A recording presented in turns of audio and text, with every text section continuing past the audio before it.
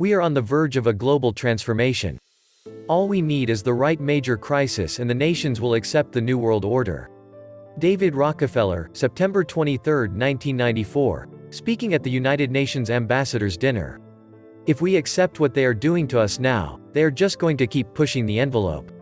Over the past 12 months, authorities throughout the Western world have used the pandemic as an excuse to impose Orwellian measures that we never would have accepted during normal times. They are promising us that these measures are just temporary, but the pandemic has already been with us for a year and there are no signs that it is going away anytime soon. If those governing us are willing to go to such ridiculous extremes during a relatively minor pandemic, what are they going to be willing to do once things start getting really crazy? Watching the events that have unfolded at a church in Edmonton in recent days has been a breaking point for me emotionally. Last Wednesday, the RCMP received global attention when it put up a 3-layer fence around Grace Life Church in an attempt to keep people out. I don't know why they decided that one fence would not be sufficient. Apparently having Christians gather together is so dangerous that 3 fences were needed. Needless to say, this draconian move made a lot of headlines, and on Sunday approximately 400 Christians gathered to protest at the church. Most of them were just singing hymns or reading the Bible, but when a few of them started tearing down one of the fences, 200 heavily armed riot police moved in. I would expect to see this sort of a scene in communist China, North Korea or Iran. This sort of thing was never supposed to happen in Canada. Out of 4.4 million people living in Alberta, there have only been 2,013 deaths, and about half of those were among people 80 years of age or older. If it isn't safe to go to church, why are hordes of Canadians allowed to circulate through retail establishments every single day of the week? If churches should be shut down, you would think that Walmart, Costco and Canadian Tire should be shut down too. But they aren't shut down. All over the Western world, we are being promised that life will finally go back to normal once the pandemic is over, and they are telling us that the vaccines will end the pandemic. But that isn't happening. Cases are on the rise again, and thousands are still getting sick even though they have been fully vaccinated.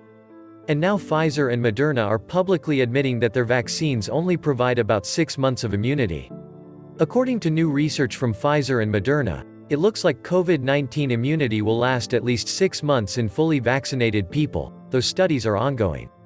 In a statement released by Pfizer-BioNTech on Thursday, immunity against the coronavirus is confirmed to last at least half a year for people who have been fully vaccinated with the Pfizer shot. Most people that are getting shots think that they now have some sort of permanent immunity, but that isn't even close to accurate. Meanwhile, variants continue to emerge around the globe that the current vaccines won't be effective against at all. I know that a lot of you don't want to hear this, but the pandemic is with us to stay. And that means that the Orwellian measures that are being put in place are with us to stay too. Over in the UK, one recent survey found that a majority of the British population is actually in favor of a permanent vaccine passport system. Another disturbing survey has revealed that a majority of British people are willing to accept vaccine passports in order to engage in basic day-to-day activities, and that they are willing to go along with the digital ID card system permanently.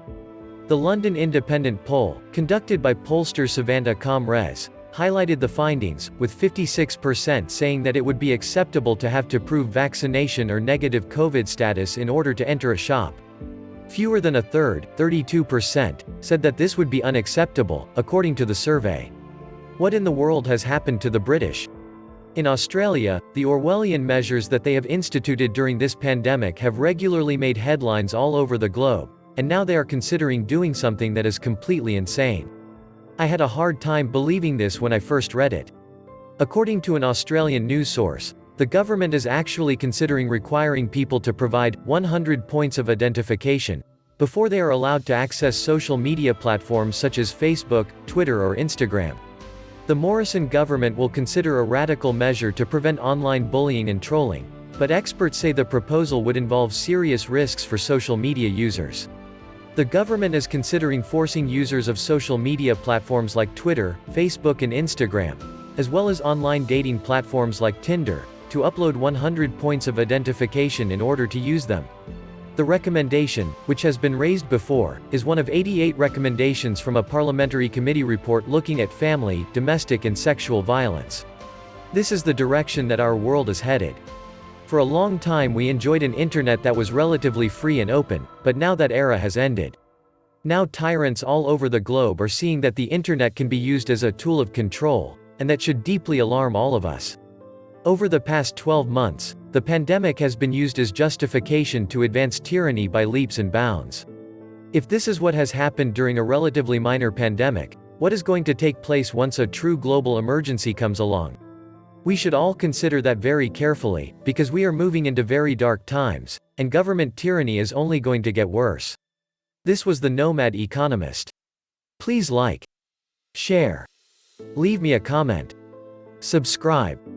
And please take some time to subscribe to my backup channels, I do upload videos there too. You'll find the links in the description box. You will also find a PayPal link if you want to make a donation. Thank you wholeheartedly to all those of you who have already donated. Stay safe and healthy, friends.